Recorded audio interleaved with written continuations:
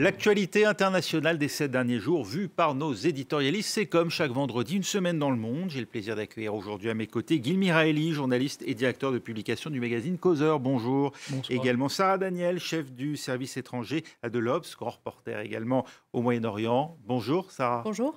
Avec nous aussi Ziad Limam, directeur du mensuel Afrique Magazine. Bonjour Ziad. Bonsoir. Et Laure Simoès est avec nous également pour Cartooning for Peace, le regard des dessinateurs de presse sur l'actualité. Et cette semaine, le Proche-Orient s'est embrasé au risque d'une nouvelle guerre à Gaza. Les bombardements de l'armée israélienne ont déjà fait plus de 100 morts dans l'enclave palestinienne, d'où le Hamas procède depuis dimanche à des tirs incessants de roquettes vers Israël. Un déluge qui a coûté la vie à 8 Israéliens. Sarah Daniel, comme à chaque fois, et avant d'aborder les raisons de ce nouveau conflit, c'est le déséquilibre dans le nombre de victimes de part et d'autre qui choque une grande partie des opinions publiques à travers le monde. Oui, bien sûr, mais c'est le cas à chaque fois qu'il y a un conflit en Israël, puisqu'il y a ce fameux bouclier qui prévient les morts civiles. Et donc, en effet, le compte des morts de part et d'autre n'est pas le même.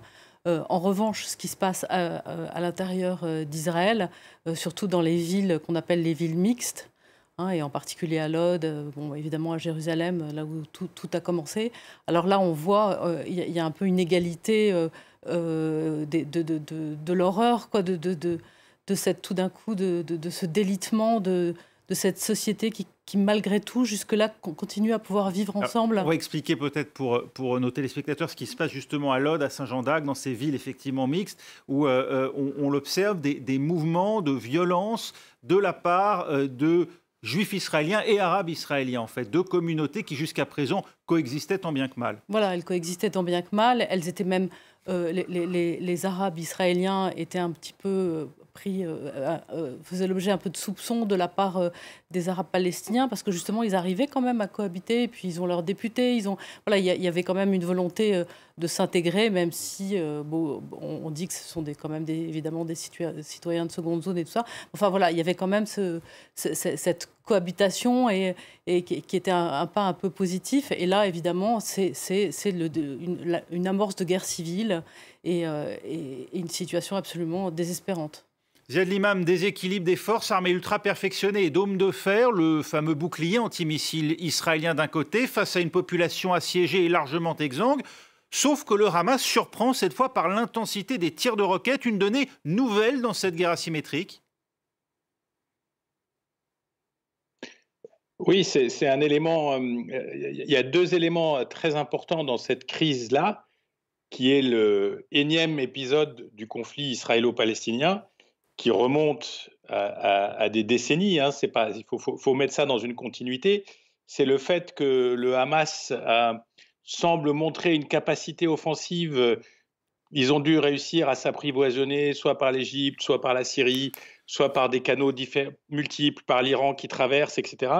Et surtout qu'ils sont capables de passer à travers le Iron Dome, à travers la protection israélienne qui était très efficace. Donc ça, c'est un point important parce que ça change les données stratégiques, même si c'est, j'allais dire, le terme est un petit peu brutal, même si dans le rapport de force c'est assez marginal, mais disons que ça change les données stratégiques. Et puis surtout, il y a le fait que le conflit quitte Jérusalem-Est, quitte Gaza et s'installe dans la société israélienne, dans sa diversité, dans des villes qui sont mixtes. Et là, c'est vraiment très compliqué parce que on entre dans quelque chose de civil. Moi, je n'utilise pas le terme de guerre civile, mais dans la fabrique civile de ce que pourrait être Israël. Et puis, on a aussi, de part et d'autre, des chefs qui sont en bout de course, ce qui est très mauvais dans un conflit d'une certaine manière. On a un gouvernement israélien qui est un gouvernement qui est censé expédier les affaires courantes. On a un Benjamin Netanyahou qui est en fin de parcours et qui doit répondre devant la justice d'un certain nombre de choses. On a de notre côté une autorité palestinienne qui est extrêmement dévaluée, et on a un mouvement Hamas qui, au-delà de toutes les appellations sur le terrorisme, etc., finit par incarner d'une manière assez tragique la résistance palestinienne à l'occupation, etc. J'utilise les mots communs dans ce conflit. Donc tout ça, il n'y a pas de leadership pour sortir de cette situation. On va aller dans quelque chose de très classique, j'imagine. Dans quelques jours, cessez le feu, pas cessez le feu. Dès que les uns et les autres auront calculé leur coût-bénéfice, mais la tragédie de ce conflit qui revient en permanence parce qu'il n'y a pas de solution politique, c'est ça le drame. On ne sortira de ce conflit que par une solution politique entre les gens qui vivent sur cette terre. Et tant qu'on n'est pas dans cette solution politique, on n'y arrivera pas. Gil Miraeli, c'est l'absence de négociations directes entre Israéliens et Palestiniens qui provoque à intervalles réguliers ces accès de violence dont on ne sait pas d'ailleurs si ce que l'on est en train de vivre actuellement se rapprochera de ce qu'on avait vu en 2018, un accès sporadique mais très intense de violence lors du déménagement de l'ambassade israélienne à Jérusalem, ou bien à ce qui s'était produit en 2014 avec 50 jours de conflit à l'époque. Le problème avec Gaza n'est pas l'absence de négociation, parce qu'il n'y a rien à négocier. Pour le Hamas, la violence n'est pas un moyen au service d'un but politique, c'est le but. Il n'y a pas autre chose. Le Hamas ne propose rien en Israël. On peut peut-être rapprocher à Israël de ne pas aller suffisamment loin avec l'autorité palestinienne qui, elle, est supposée proposer quelque chose politique, mais avec le Hamas, la question ne se pose pas. Avec le Hamas, aussi longtemps que le Hamas est maître de Gaza, on est condamné à ces cycles, j'espère, avec deux événements les plus éloignés les uns des autres. Il y avait 7 ans, pas de calme, rien qu'il y a 15 jours, il y avait 40 roquettes pendant le week-end, mais des règles de jeu. Et lundi dernier, le Hamas a décidé de renverser la table pour plusieurs raisons. Probablement la première, c'est que l'autorité palestinienne a décidé d'annuler les élections et le Hamas sentait déjà dans l'air sa victoire et son installation en Cisjordanie.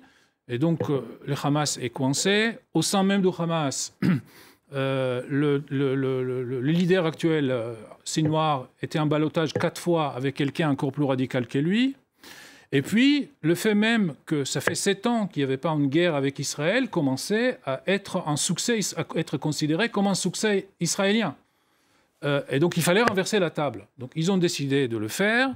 Et maintenant, on est encore dans un cycle. Eux, ils ont fait ce qu'ils avaient à faire en 24 heures. Ils ont tiré sur Jérusalem et ils ont tiré sur Tel Aviv mardi soir. Pour eux, on aurait pu s'arrêter. Ce qu'Israël fait maintenant, c'est mettre en étiquette des prix là-dessus, pour que la prochaine fois ne sera pas dans 12 ans, mais dans 7, 8 ou 9 ans, comme avec les Hezbollah. C'est-à-dire qu'il faut détruire autant que faire se peut les infrastructures de Hamas, tuer autant que faire se peut de ses colonels, de ses brigadiers généraux, de ses majeurs, de ses capitaines, pour faire en sorte que la prochaine fois sera le plus éloignée que possible. Ceci est en train de faire maintenant, avec relativement peu de victimes. Sur les 1200 victimes, probablement les 2/3 sont des combattants du Hamas.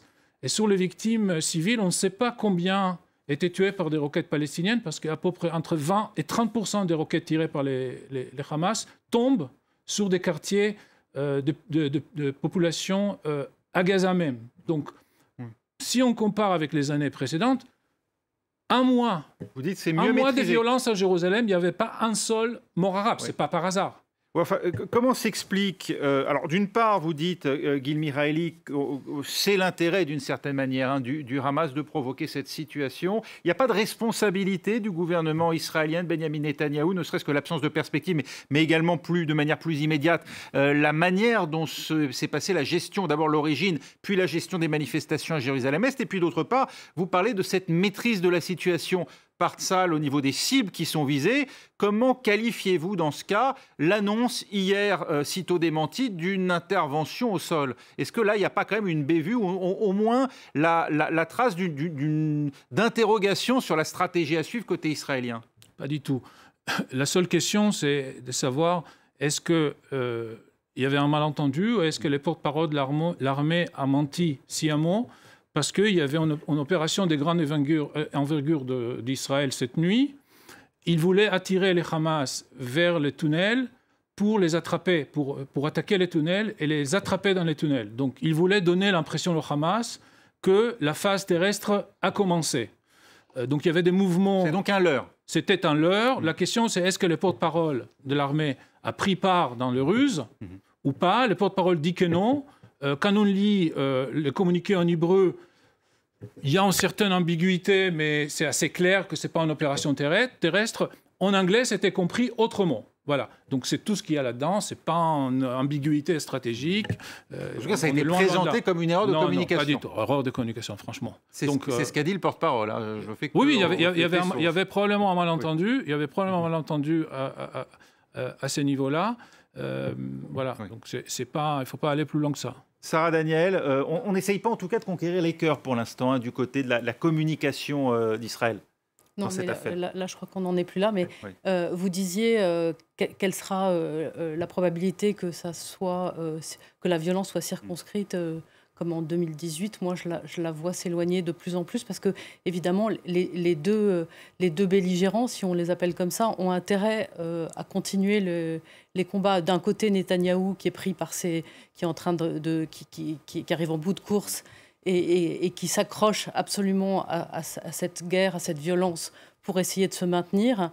Et d'ailleurs, on voit petit à petit tous les gens qui étaient en train de former la coalition commencer à se retirer. On voit que ça met en cause finalement l'après Netanyahou.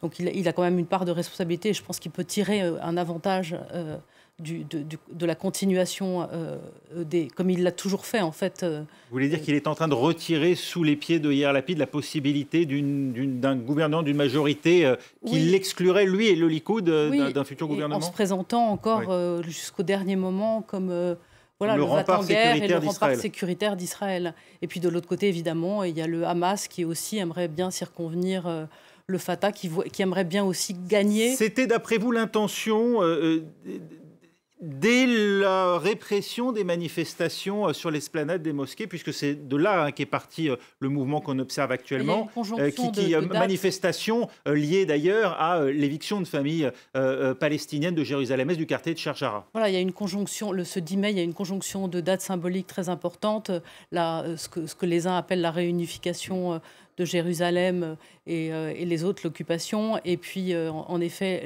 l'arrivée d'un certain nombre de décisions judiciaires sur les expropriations. Mais en effet, donc ces deux jusqu'au boutistes et qui sont face à face ont intérêt à envenimer les choses. C'est pour ça que c'est très préoccupant, très grave. Et après, sur le terrain, vous avez aussi des gens qui n'ont plus aucun espoir, il faut le dire, notamment du côté palestinien, et qui sont aussi intoxiques par des réseaux sociaux, qui ne croient plus en leur leader et qui vont rejoindre les pires des extrémistes. Donc tout ça fait un cocktail vraiment très très préoccupant. Il y a une responsabilité palestinienne, Ziad Limam, dans la crise qu'on observe actuellement, après notamment l'annonce du report sine die des élections qui étaient prévues au sein des territoires palestiniens. Franchement, Raphaël, je ne sais pas si on peut poser la question comme ça. Il y a des responsabilités, certainement, politiques, peut-être, report de Mahmoud Abbas qui s'accroche à son pouvoir, mais tout ça n'explique pas la violence de cette situation et tout ça ne justifie pas la violence de cette situation. On a quand même... je veux dire, la situation de Gaza et la situation de Jérusalem et la situation des territoires occupés et la situation d'Israël à l'intérieur d'Israël, c'est 4 histoires différentes. On pourrait discuter de chaque histoire, mais le fond de ces histoires, c'est qu'il y a une population palestinienne qui, depuis les accords d'Oslo, n'a plus aucune perspective et qui, depuis la guerre des 6 jours, est sous occupation d'une armée israélienne, etc. Et il y a la question d'une minorité arabe en Israël qui était relativement protégée et qui, depuis le règne de Benjamin Netanyahou, et en particulier depuis les 10 dernières années, est constamment marginalisée par un certain nombre de lois, par un certain nombre de textes, etc. Et on a favorisé l'émergence d'une droite ultra en Israël juive, comme on a favorisé par le même mécanisme l'émergence d'une radicalisation d'un certain nombre de jeunes Palestiniens qui ne voient aucun futur. Et je pense que tant qu'on parle d'armée, de militaires, de missiles, de trucs, de responsabilités, on ne s'en sortira pas. Je reviens aux bases. Les bases, c'est la nécessité, l'obligation d'un dialogue politique, l'obligation d'un accord de paix. On ne fait pas la paix avec ses amis, on fait la paix avec ses ennemis. Toute la politique du Hamas, certes, on peut dire c'est un mouvement terroriste, c'est ceci, c'est cela, bien sûr. La réalité, c'est que le Hamas cherche sa place à la table des négociations et veut exister en mettant un prix lui aussi. Donc tout ça, à la fin, soit on continue comme ça pendant les 40 ans qui suivent, à affronter les mémoires des uns et des autres, à dire Jérusalem c'est ceci, c'est cela, Gaza c'est ceci, c'est cela, les territoires c'est ceci, c'est cela, Israël. Soit on se remet à la table des négociations, comme c'était le cas dans le cadre des processus d'Oslo, et on repart et on décide d'une solution. Ce qui est très inquiétant, c'est que toutes les solutions semblent boucher. La solution à 2 États, visiblement, n'est plus d'actualité, mais si les violences intra-civiles continuent, la solution à un État n'est plus d'actualité. Donc, quelle solution peut sortir de ce énième conflit ? Réponse, Guy Miraili. D'abord, est-ce qu'il faut négocier avec le Hamas? Est-ce que Benyamin Netanyahou n'a pas contribué aussi à faire monter le Hamas comme seul interlocuteur possible désormais? Est-ce qu'il n'y a pas aussi un risque sur la cohésion même de la société israélienne lorsqu'on voit effectivement ce qui se passe dans un certain nombre de ces villes mixtes? Non seulement il faut négocier avec le Hamas, c'est fait. Israël et le Hamas sont face à face depuis 2005. Il y avait des négociations pour la libération de soldats chalites. Il y avait au moins 2009, 2012, 2014 et maintenant, il y avait des cycles de violence avec des accords négociés. Donc il y a tout le temps de négociations entre Israéliens et les gens du Hamas avec l'intermédiaire de Caire. Les gens se connaissent. Je pense que de temps en temps, ils se parlent même directement ou ils se parlent avec haut-parleurs, donc tout le monde est dans la pièce, etc. etc. Les gens se connaissent même personnellement. Ça fait trop longtemps. Et donc, je ne pense pas que c'est le problème n'est pas les canaux de négociation, c'est les contenus. Il n'y a pas de contenu. Même avec les Palestiniens, l'autorité palestinienne, ce n'était pas possible d'avoir un accord. Donc avec le Hamas, ce n'est même pas la peine de l'imaginer. Leurs demandes minimum sont telles, c'est la disparition de l'État d'Israël. Par rapport à ce qui se passe à l'intérieur de l'État d'Israël. D'abord, dès qu'on commence à tirer, il y a une hystérisation générale, tout le monde voit la fin du monde, chaque voiture brûlée, c'est Hiroshima. Calmons-nous, on a vu pire. Ces conflits durent depuis un siècle. Okay? Chaque fois que ça commence à arracher les cheveux, calmons-nous. En octobre 2000, c'était pire en Israël. Et la police a tué des Arabes israéliens. Et on a parlé de quelque chose qu'on ne pourra pas, qu'il ne pourrait jamais pardonner. Une fissure au sein de la société israélienne, on parlait des retours à 48. Qu'est-ce qui se passe? Ce qui se passe, c'est que grâce au fait qu'Israël, c'est une 4e république, Netanyahou était obligé de légitimer l'équivalent israélien de frères musulmans. Le parti Ram. Exactement. Parce que c'est la 4e République et il faut... C'est-à-dire le règne des partis, c'est ce que vous dites. Heureusement, si Israël tient, c'est parce qu'il y a une véritable démocratie avec la représentation de tout le monde. Ce n'est pas comme ici que 30% ou 35% de la population n'est pas représentée. Tout le monde est représenté et très vite. Avec la loi sur l'État-nation, est-ce qu'il n'y a pas des citoyens de seconde zone? C'est-à-dire, est-ce que la citoyenneté crée forcément les mêmes droits pour tous les citoyens? La nationalité plutôt, est-ce qu'elle crée les mêmes droits pour tous les citoyens israéliens? Alors, Israël, c'est une bagarre et ce sont des contradictions. Ce n'est pas comme en France, ce n'est pas des cartésiens. Ils ne cherchent pas des choses logiques. Ils cherchent des solutions. Et puisque les êtres humains ne sont pas logiques, les situations ne sont pas logiques. Donc il y a des choses contradictoires. D'un côté, on vote ces voix abominables de la nationalité. De l'autre côté, on va chercher les frères musulmans pour faire une coalition et on négocie avec eux et on dit qu'ils sont sympas. C'est comme ça. Parce que l'être humain est comme ça. Donc si on cherche des choses carrées, on a des Robespierre. Donc les choses ne sont pas carrées, les choses sont contradictoires, ils vont dans tous les sens. Il y avait des émeutes. J'ai découvert qu'il y avait une tentative de lyncher des Arabes à Bat Yam. Je ne savais pas qu'il y avait des Arabes qui habitaient à Bat Yam. Donc on découvre aussi qu'au-delà des villes arabes, villes juives et villes mixtes, il y a de plus en plus des Arabes qui s'installent dans des villes qui étaient complètement juives avant. Donc on voit qu'il y a des... J'ai un copain qui m'a appelé, il habite dans un quartier très bourgeois de nord ancien de Tel Aviv. Il descend dans l'abri et il retrouve à côté des voisins qu'il ne connaissait pas. C'était un couple arabe homosexuel. Il m'a appelé ça, il m'a appelé, on a raconté, il était assez étonné. Donc, on voit qu'il y a, d'un côté une israélisation très forte de la société arabe. Ce n'est pas un processus qui va linéaire. On a avancé des 3, 4, 5 pas, on est reculé peut-être d'un pas ou deux.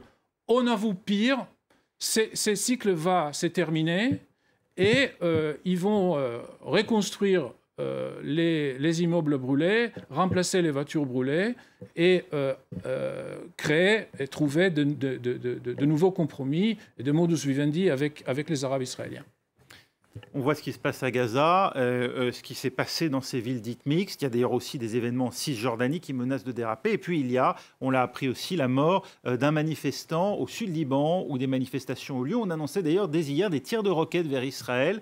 Est-ce qu'il y a un risque justement là de création d'un nouveau front pour Israël et véritablement là d'un embrasement régional de la situation, Sarah Daniel? Oui, moi je pense qu'il y a en effet un risque de l'ouverture d'un nouveau front. Ça serait aussi une réponse un peu du berger à la bergère, puisque Israël ne cesse de frapper les cibles, notamment en Syrie, des bases Hezbollah iraniennes. Pourquoi le Hezbollah a attendu 4 jours avant de réagir d'ailleurs? Est-ce qu'il n'y avait pas une opportunité à le faire plus tôt? Est-ce qu'il y avait un accord tacite avec Israël de rester dans la mesure, d'après vous? Je ne sais pas si ça, je n'ai pas de certitude là-dessus. Ce n'est pas le Hezbollah qui a tiré. C'est probablement avec l'accord de Hezbollah, mais ce n'est pas le Hezbollah qui a... Une milice... Une milice palestinienne, probablement, qu'il garde sous le coude pour ce genre d'opportunité. Mais c'est un signe faible. Il y a un choix pour l'instant du Hezbollah de ne pas s'immiscer dans le conflit, c'est ce que vous dites? Pour le moment, il ne s'immisce pas dans le conflit, mais ce que dit Sarah est vrai, ça peut arriver demain. C'est-à-dire, s'il estime... Je vous rappelle qu'en 2006, la guerre au Liban a commencé par la crise de soldats chalites au sud. C'est parce qu'ils pensaient qu'Israël est occupé à Gaza qu'ils ont fait l'opération, ils ont enlevé les soldats israéliens et Israël a riposté dans le nord.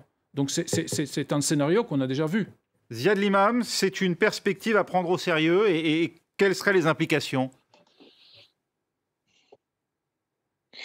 C'est une perspective à prendre au sérieux, d'autant plus que toute la région est déstabilisée. Donc une Syrie morcelée, l'impact de l'Iran,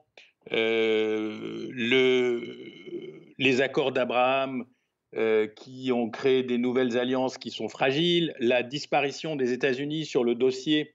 On peut dire beaucoup de choses sur les États-Unis, sur le fait qu'ils n'étaient pas un neutral player, comme on dit dans les cercles arabes, c'est-à-dire que ce n'était pas un acteur neutre, mais néanmoins, c'est un acteur stabilisant. Et le fait que les Américains, ils ont envoyé toute l'armada diplomatique pour essayer de calmer les choses, mais le fait que l'Amérique cherche à se désengager aussi de cette région, ce n'est pas très bon signe, parce qu'on a besoin de ces forces de stabilité. Et encore une fois, on a besoin, je vais utiliser un autre terme anglo-saxon, du honest broker, qui permet de relancer le processus politique. Moi, je suis assez sidéré par l'analyse qui consiste à dire il faut vivre avec.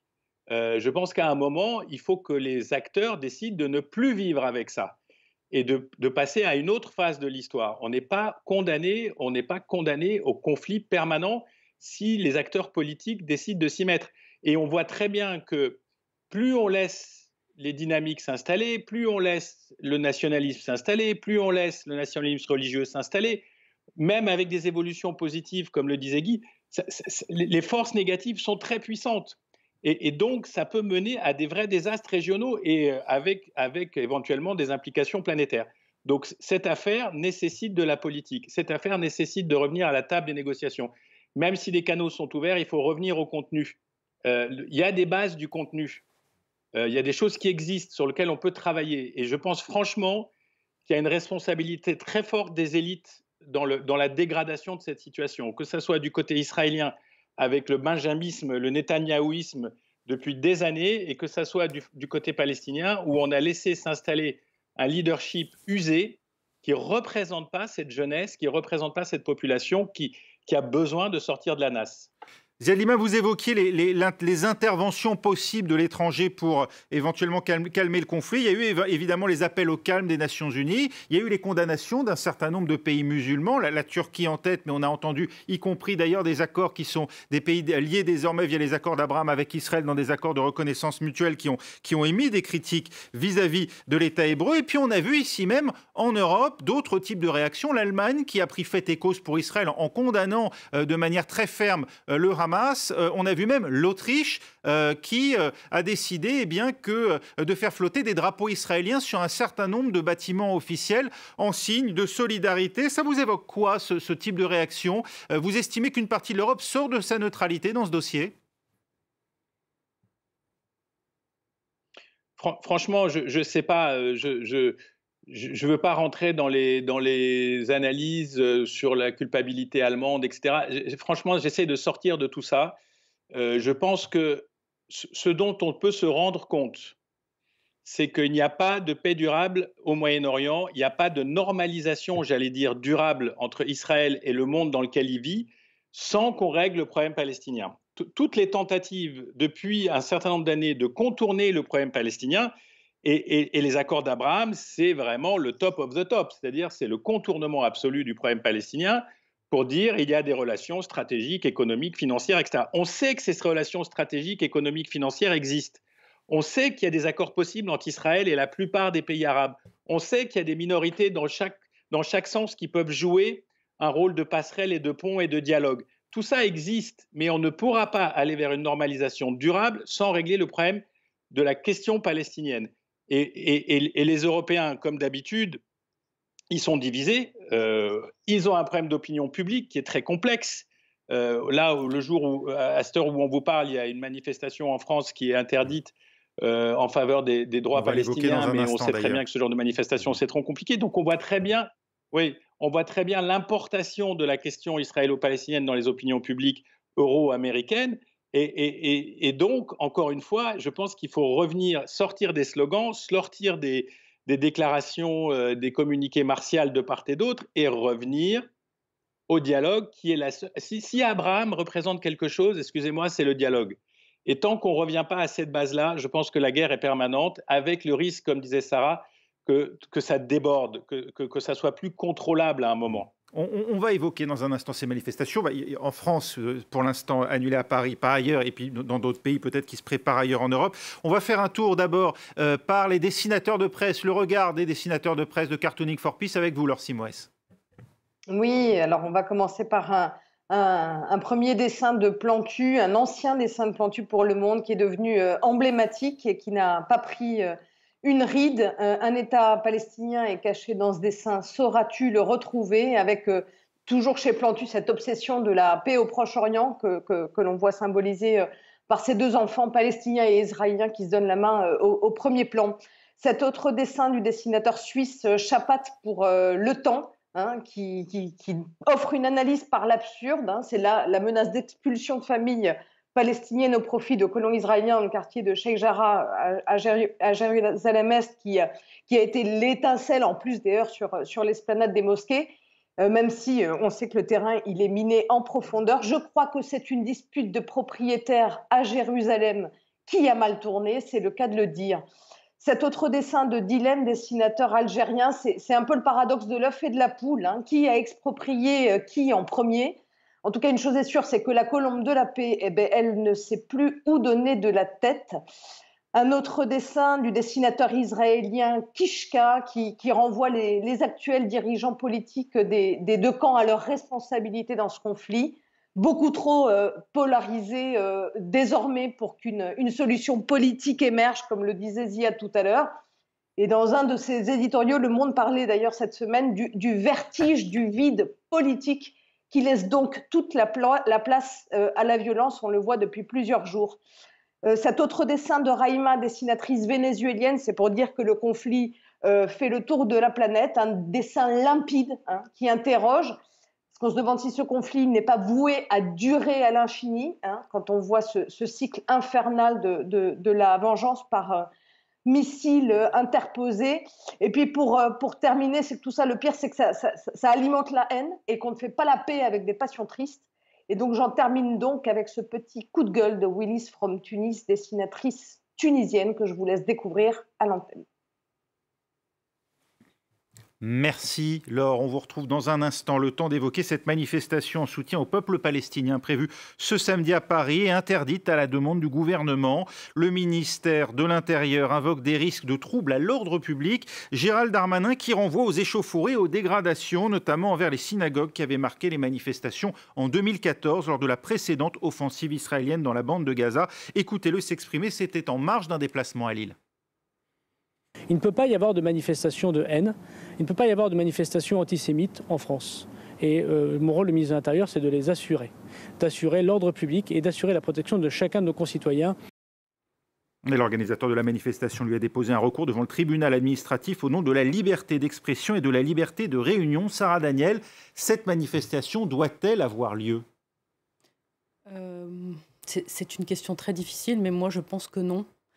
On a vu récemment des cris de haine à l'encontre des Juifs qu'on ne peut plus tolérer, notamment en Allemagne, devant les synagogues, de voilà, mort aux cons, mort aux Juifs, enfin on ne peut plus prendre ce risque-là. Et en fait, ce qui s'est passé et qui est très notable, c'est qu'avant on arrivait, enfin en tout cas une certaine partie de la gauche arrivait à faire une distinction entre antisionisme et antisémitisme.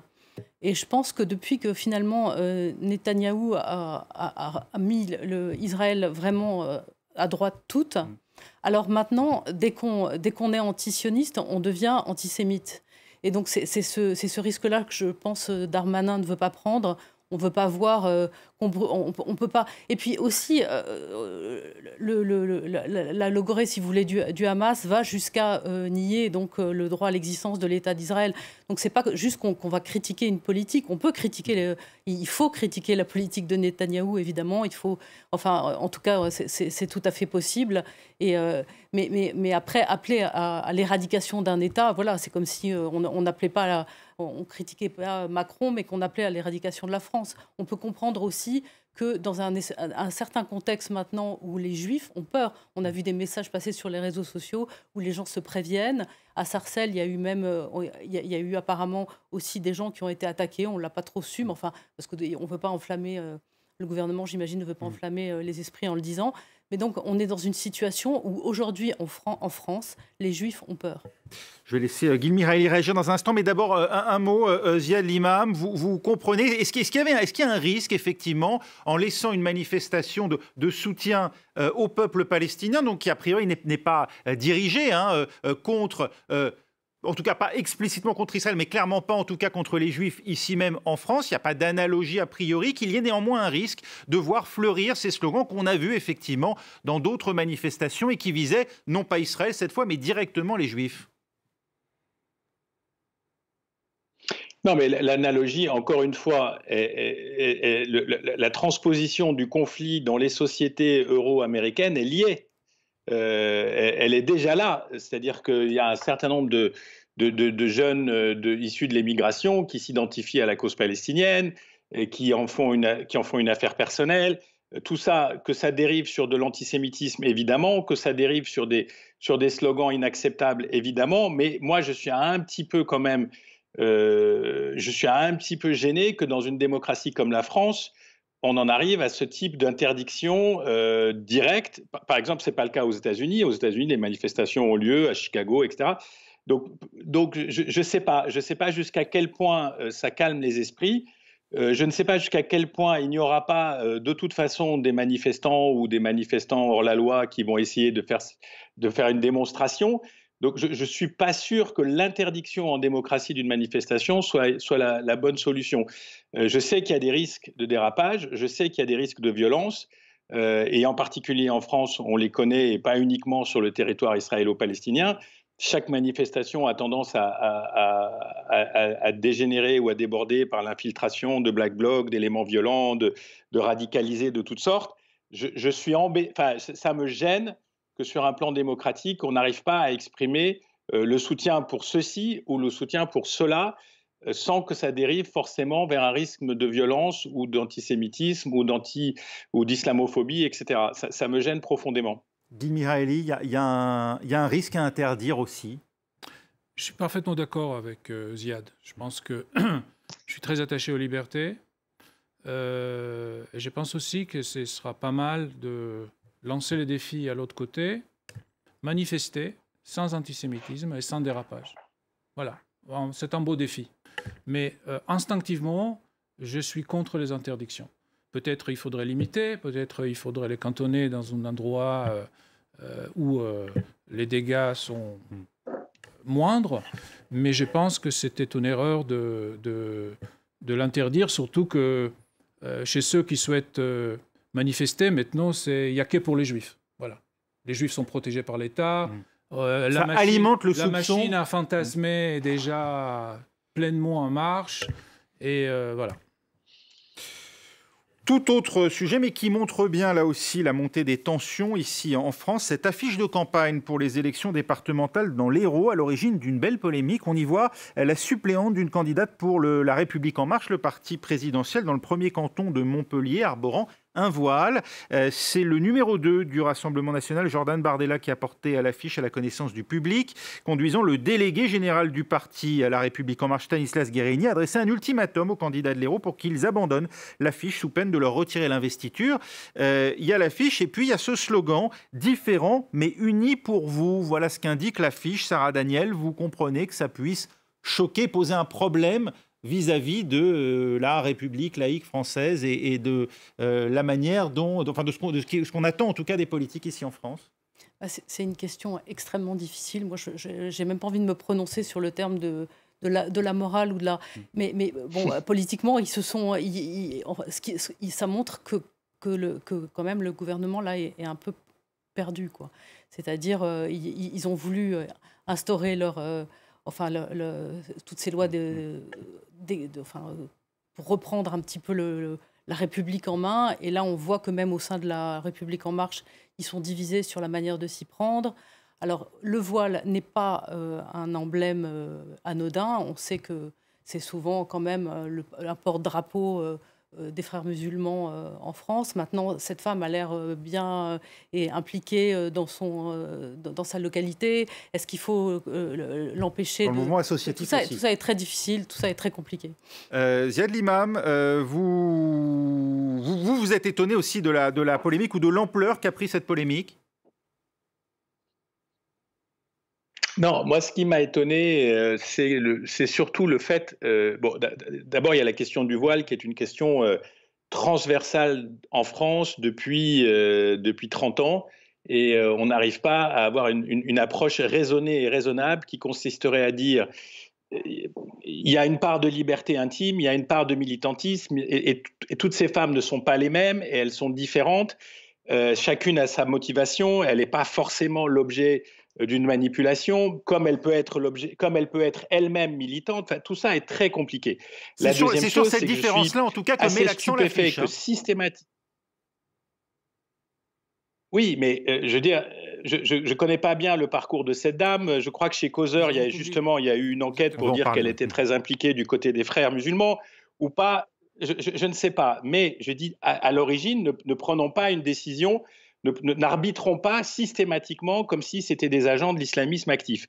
La deuxième chose, c'est que je suis toujours sidéré que la présence franco-arabe dans ce pays, ou franco-musulmane, ou afro-arabe, soit toujours ramenée à la question de l'islamisme et du voile.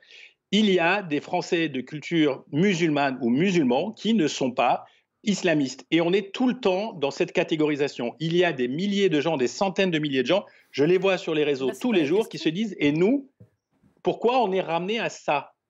Nous, on travaille, on bosse, on a une vie active, on est dans les lois françaises, on est dans les lois de la République, et on nous ramène systématiquement à ça. Et le troisième point qui me...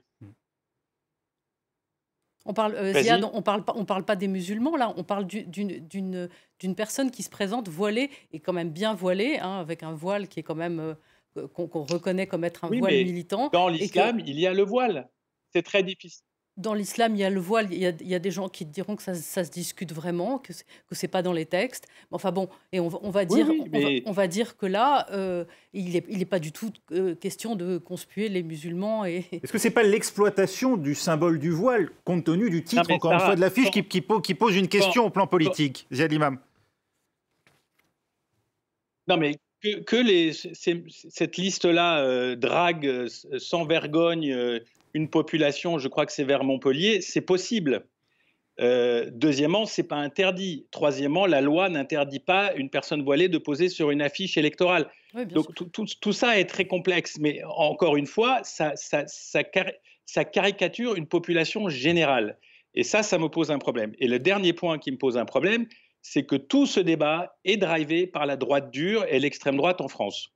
C'est eux qui trouvent l'affiche, c'est eux qui font le tweet, c'est eux qui génèrent la polémique, et tout le monde suit derrière parce qu'il y a un vide, une béance immense de la pensée centriste, de la pensée républicaine de droite, de la pensée social-démocrate et de la pensée de gauche. Il n'y a plus rien sur ces questions à part du conflit.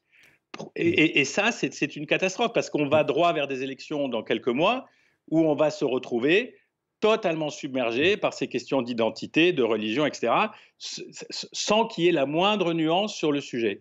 Gil Mihaili. Alors, dans ce cas précis, c'est un exemple parfait de la mauvaise foi.